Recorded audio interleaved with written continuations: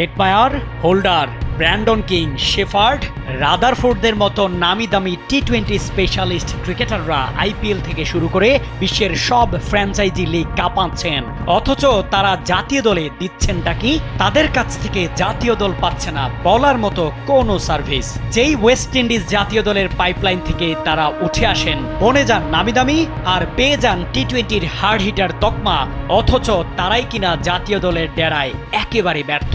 সাম্প্রতিক পারফরমেন্সে অস্ট্রেলিয়ার বিপক্ষে দেখা যায় তাদের অসহায় আত্মসমর্পণ। চলতি সিরিজে হজম করতে হয় 5-0-তে হোয়াইট ওয়াশ হওয়ার লজ্জা। ওয়ালটন এখন দেশের সীমানা পেরিয়ে পৌঁছে গিয়েছে 50টিরও বেশি দেশে। ওয়ালটন, ঘরে ঘরে বিশ্বজুড়ে। টেস্ট সিরিজে পারেননি। নিজেদের সবচেয়ে প্রিয় ফরম্যাট টি-20-তে আশা দেখেছিল ওয়েস্ট ইন্ডিজ, সেটাতেও ভাঙেনি হারের বৃত্ত। টেস্টে 3 ম্যাচ হারের পর টি-20-র 5টি ম্যাচও জিতে নিয়েছে অস্ট্রেলিয়া, তাতে অবশ্য রেকর্ড হয়নি। কোনো সফরে এর চেয়ে বেশি জয় আছে ভারতের।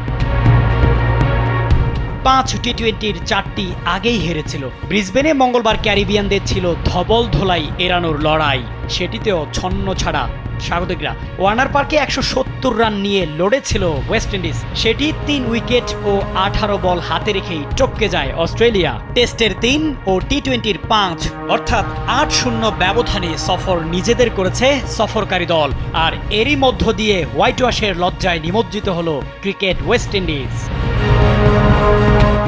শামীম খান, কালবেলা।